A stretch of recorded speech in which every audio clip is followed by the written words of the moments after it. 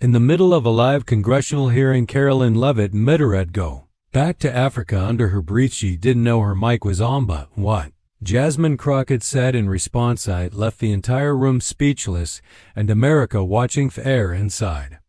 The Kansas state capitol was dry and charged with anticipation. Fold papers clinking, pence murmurs under breath, signs of a panel that had run too long and gotten too personal. You could almost feel the tension sticking to people's jackets like dust. Congressional subcommittee hearing gone.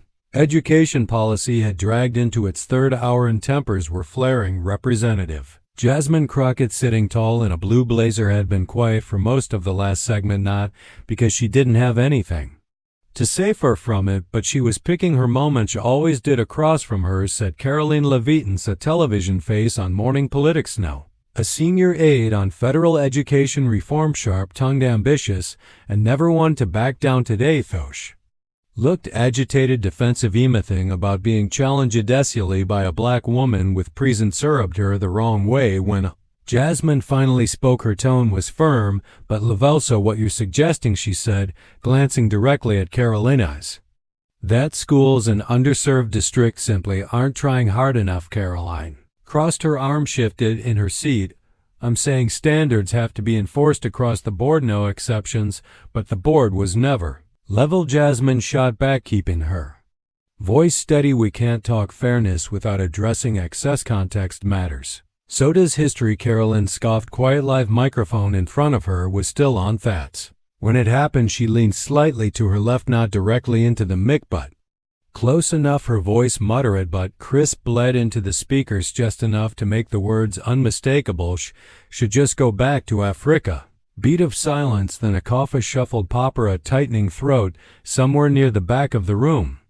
Sound didn't seem to register right away until a black intern near the media table stiffened his head, turned slowly toward the speaker. C-SPAN's feed didn't miss a beat. It was live. A few people looked toward Jasmine as if expecting her to storm out, say something loud, but she didn't. Instead, she kept her hands folded, blinked slowly, and she waited. The chair of the subcommittee, an older man from Idaho, cleared his throat. Let's stay on topic, please. Karoline didn't flinch, reached for her water bottle and took a sip like nothing had happened, but her ears were red. That's when she knew the mic had caught her. Outside of clip was already being clipped and captioned. Inside, Jasmine looked directly at her, not angry, not broken, just steady. It was the kind of look that said, you think you hurt, maybe all you've done is show the world who you are still. She didn't speak. She turned back to her notepad, made a single note, and let the session carry on like normal. That moment, those 10 seconds, said more than a monologue ever could. But silence doesn't stay silent for long, not when a microphone is living and the country is listening.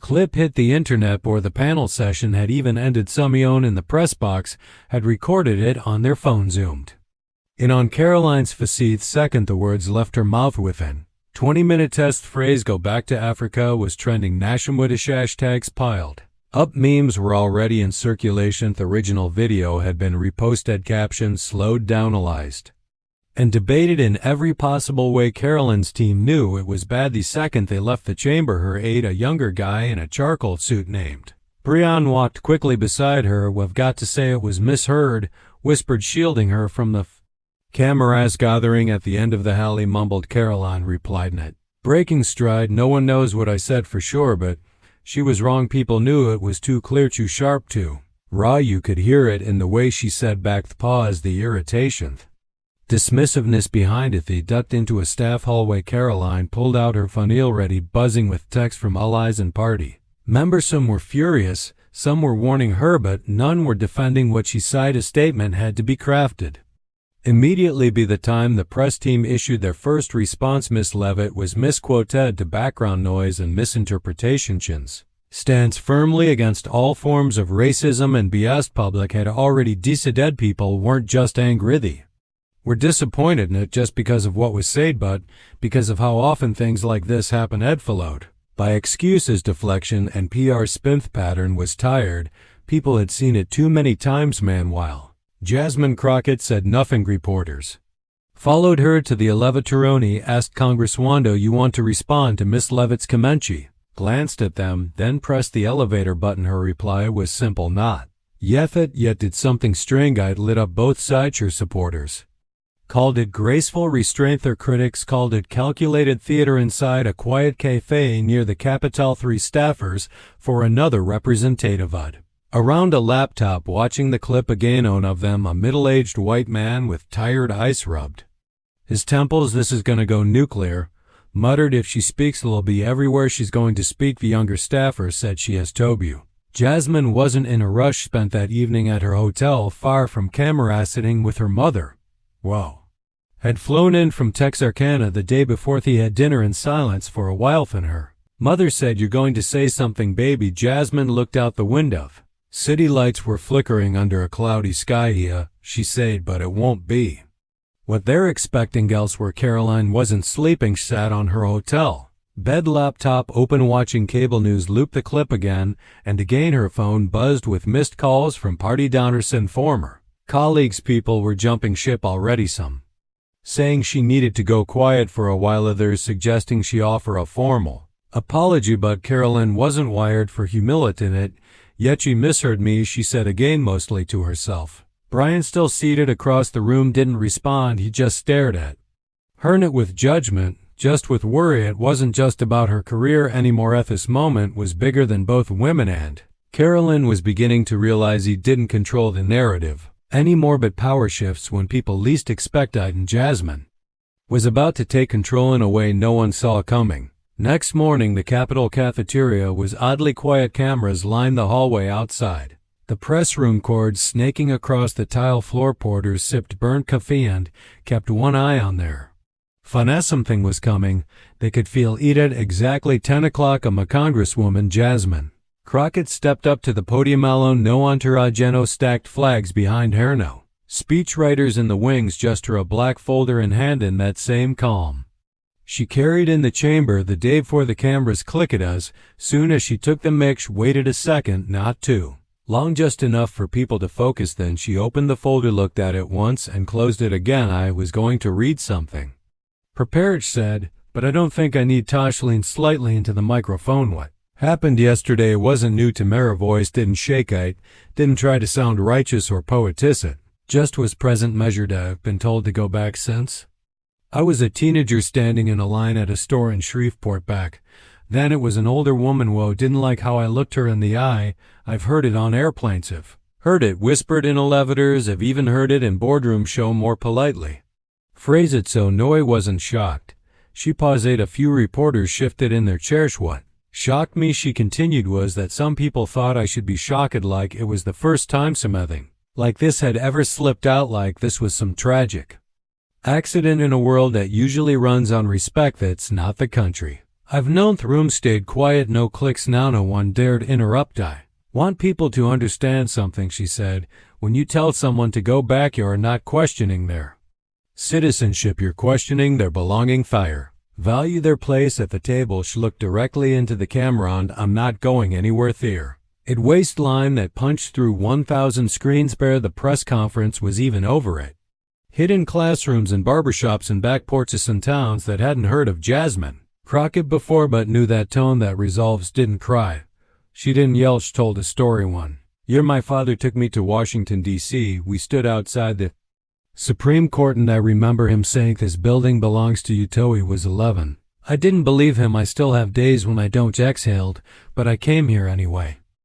I ran for office anyway. I take up space here anyway, not because I was invited, but because I knew I didn't need permission." Her words weren't polished in that speechwriter way. They were too sharp, too personal. "I'm not here to shame," Karoline Leavitt said. "I'm here to remind people watching that belonging doesn't have to be earned with perfection. We belong because we're human, because we wake up here, fight here, build here, love here. We belong because our ancestors did the work that made this place even possible." She took a breath, letting the silence land before her next sentence. "And if that makes someone uncomfortable and auto say what she said, then maybe that discomfort is something they need to sit with, not meth." Press conference ended with no questions taken. She folded her folder, stepped away from the podium, and walked out like she had something better to do than argue. And she did. Her phone started ringing. Seconds later, people crying, people cheering, even people from the opposite side Of the aisle texting you said what I couldn't say out loud, but not everyone clapped and some were preparing a backlash that would test everything Jasmine just stood for. By noon, Jasmine's words had been clipped and posted to every platform that mattered. Millions watched the clip before lunch and played it back more than once on it because they missed it, but because they needed to feel it. Again across the country, people responded in ways you don't often see anymore, not in slogans, not in hashtags and stories. In voices. In a small diner outside of Toledo, Ohio, an older black man named Regia sat in a booth he'd claimed as his own for 20 years. Leaned over his coffee cup and said to the waitress, "I didn't even know her name before this, but now that woman's got steel in her spine." In Flagstaff, Arizona, Navajo high school teacher paused her lesson, pulled up the video on the classroom projector and let her students sit in silence. Then she said, "That's how you carry yourself and they try to cut you down." And in Fresno, California, retired white veteran named Bill took to Facebook for the first time in over a year just to post one sentence, say she spoke for more than just herself, but not everyone saw it that way. Conservative radio wasted no time spinning the narrative. EON host in Des Moines barked into the mic. This is another orchestrated attempt to play the victim to divide us. She's grandstand. Dinklers phoned in, some agreed, some pushed back. She didn't throw a fatone caller, said she told the truth. You don't like how it sounds? Maybe you should ask yourself why. Karoline stayed silent. Their team released another statement longer this time and polished it, offered regret if her words were misunderstood. Stopped short of admitting anything. Internet dragged it apart that night. Karoline paced inside a borrowed townhouse in Arlington, Virginia. Windows closed, lights off. She watched the clip again. Jasmine's words, the poise, the quiet fire underneath, muttered under her breath, "She's winning." Fisher aide Brian nodded from across the kitchen. "You're not going to spin out of this, not this one." "I didn't mean it like that," Karoline whispered. "It just slipped." Brian leaned on the counter. "That's the problem." Elsewhere, the impact kept growing. On a college campus in Madison, Wisconsin, students filled an auditorium for an unrelated Penelth event morphed into a discussion on identity belling and who gets to feel at home in America. Jasmine's speech played on a loop between speakers in a barbershop in Mobile, Alabama. Older men paused mid-kudo talk about the way she handled herself. Own man said, "Back in me day, you get loud or swings did. Neither that takes more strength than people know," but the weight of the moment was hitting. Jasmine Touche sat alone in her apartment, lights low, a glass of water in hand. She hadn't turned on the news, didn't want to hear her name said be people who'd never known what it felt like to carry the kind of silence she did on that panel floor. Her phone buzzed again, a message from a name she hadn't expected to see. Senator Leah Drummond, a conservative from Texas. Message was short, that was powerful. "Will you meet?" Jasmine stared at the screen because she was shocked, because in that moment, world felt heavier than ever. Her words had shaken something loose. People were listening, and now people who had never sat across from her wanted to talk, but one person still hadn't said anything, and when she did, it would change the whole tone of the conversation. In the middle of a live congressional hearing, Karoline Leavitt muttered, "Go back to Africa." Under her breath, she didn't know her mic was on, but what Jasmine Crockett said in response left the entire room speechless, and America watching. The air inside the Kansas state capitol was dry and charged with anticipation. Fold papers clinking, pens, murmurs under breath, signs of a panel that had run too long and gotten too personal. You could almost feel the tension sticking to people's jackets like dust. Congressional subcommittee hearing on education policy had dragged into its third hour and tempers were flaring. Representative Jasmine Crockett, sitting tall in a blue blazer, had been quiet for most of the last segment, not because she didn't have anything to say, far from it, but she was picking her moment. She always did. Across from her sat Karoline Leavitt, a television face on morning politics, a senior aide on federal education reform, sharp-tongued, ambitious, and never one to back down. Today, though, she looked agitated, defensive, anything about being challenged audaciously by a black woman with presence rubbed her the wrong way. When Jasmine finally spoke, her tone was firm but level. "So what you're suggesting," she said, glancing directly at Karoline, "is that schools in underserved districts simply aren't trying hard enough." Karoline crossed her arm, shifted in her seat. "I'm saying standards have to be enforced across the board, no exceptions, but the board was never level." Jasmine shot back, keeping her voice steady. "Can't talk fairness without Addressing excess context matters, so does history, Karoline scoffed, quiet life. Microphone in front of her was still on. That's when it happened. She leaned slightly to her left, not directly into the mic, but close enough. Her voice muttered but crispled into the speakers, just enough to make the words unmistakable. Should just go back to Africa. Beat of silence, then a cough, a shuffled popper, a tightening throat somewhere near the back of the room. Sound didn't seem to register right away until a black intern near the media table stiffened his head, turned slowly toward the speaker. C-SPAN's feed didn't miss a beat. It was live. A few people looked toward Jasmine, as if expecting her to stand, storm out, say something loud, but she didn't. Instead, she kept her hands folded. She blinked slowly, and she waited. Chair of the subcommittee, an older man from Idaho, cleared his throat. Let's stay on topic, please. Karoline didn't flinch, reached for her water bottle, and took a sip like nothing had happened, but her ears were red. That's when she knew the mic had caught her outside it. Clip was already being clipped and captioned inside. Jasmine looked directly at her, not angry, not broken, just steady. It was the kind of look that said, you think you hurt, maybe you. All you've done is show the world who you are. A steal. She didn't speak. She turned back to her notepad, made a single note, and let the session carry on like normal. That moment, those 10 seconds said more than a monologue ever could, but silence doesn't stay silent for long. Not when a microphone is living. The country is listening. A week passed, but the conversation never really cooled down. It reached people who rarely paid attention to politics, like truck drivers catching the replay on their radios outside, Wichita teens dissecting the story in group chats between school bells in Eugene, Oregon.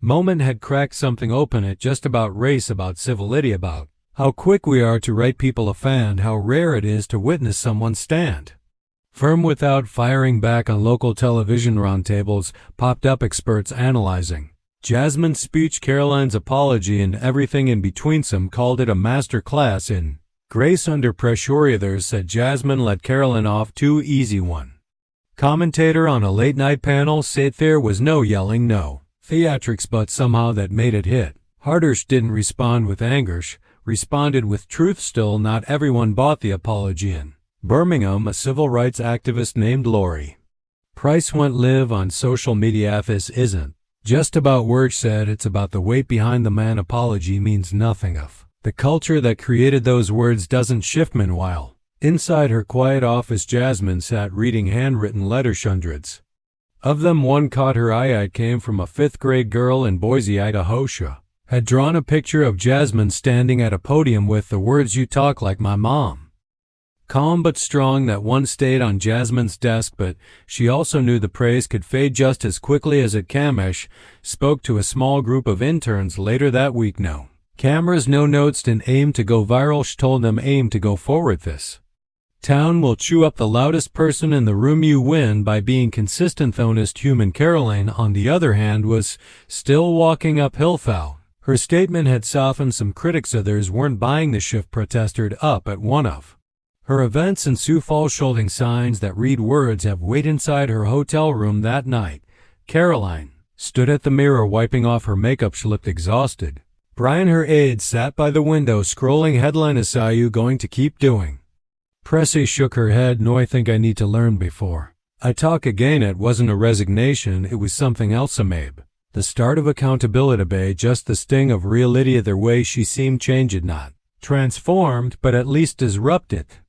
Media eventually moved on, as it always does. A scandal in another state took the headlines, and pundits shifted gears, but something lingered, not on front page but in kitchens and office break rooms and casual conversations where someone would say, did you see that speech? And the other person would nod and reply, yeah, Ush said it how it needed to be said. At the airport in Santa Fe, a woman in TSA uniform stopped Jasmine gently. You reminded us what power can look like when it's quiet. Jasmine smiled. Thank you, she said. I didn't think it would echo this far. The woman nodded. It didn't. It every story ends in fireworks. It's the stillness after the storm that sticks the longest, but even stillness carries power if people are willing to sit with it and ask themselves what they're really learning. 2 months later, things looked normal on the surface. Congress was back in full swing. The news cycle had turned, and everyone seemed to be talking about midterms, border bills, or the latest scandal from someone half the country didn't even vote for. But beneath the noise, something had shifted in Charleston, South Carolina civics teacher started her fall semester differently. Instead of jumping into the Constitution, showed her class footage of Jasmine's press conference, and she asked a simple question: what does it mean to belong? A student in the back raised her hand and said, "It means you don't have to explain why you're he." That answer stayed with her back in D.C. Jasmine Crockett didn't suddenly become a household name. She wasn't handed magazine covers or book deals. What she did get was a growing list of young staffers asking to work for her, not because she shouted the loudest, but because she said something that lasted. She also noticed a change in the hallways. People she'd rarely spoken to now nodded in passing. Goni, congressman from Billings, Montana, stopped her and said, "You didn't just defend yourself, you defended a lot of people who never got the mic." Jasmine paused and smiled. That was the point. For Karoline Leavitt remained out of the spotlight on purpose. She stepped away from media appearance. No book tour, no podcast circuit, no tears on camera, just work. We had consistent workshed meet with advocacy groups behind closed doors, not performative, just listening. Goni of those meetings was in Columbus, Ohio, with a local youth group focused on civic dialogue. A college student asked her directly, "What changed for you?" Karoline didn't dodge at getting caught. "Didn't change much," said, "getting challenged died, and I'm still figuring out what that means." Nobody clapped. They didn't need taught. It wasn't the point. Later that fall, a quiet vote passed on a bill aimed at improving equity in federal school funding. Jasmine co-sponsored it. Karoline supported it.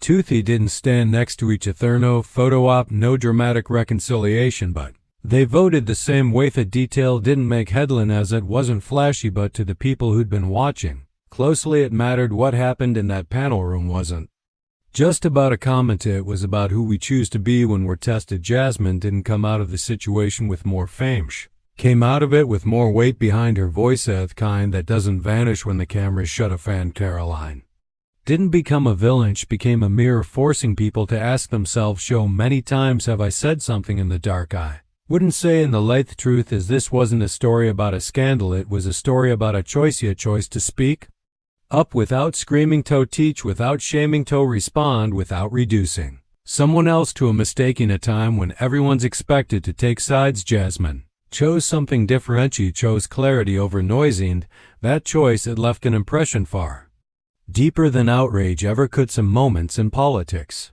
fade fast. This one didn't, because people don't forget when someone shows strength without cruelty. Remember the pause, the breath, way someone stands when the floor shakes beneath them and they refuse to move. And maybe that's the lesson. You don't need to shout to leave a mark. You just need to be honest when it counts. The most of this story left you thinking. Share it, and if you want more stories that speak to who we are and who we're trying to be, hit that subscribe button. We're just getting started.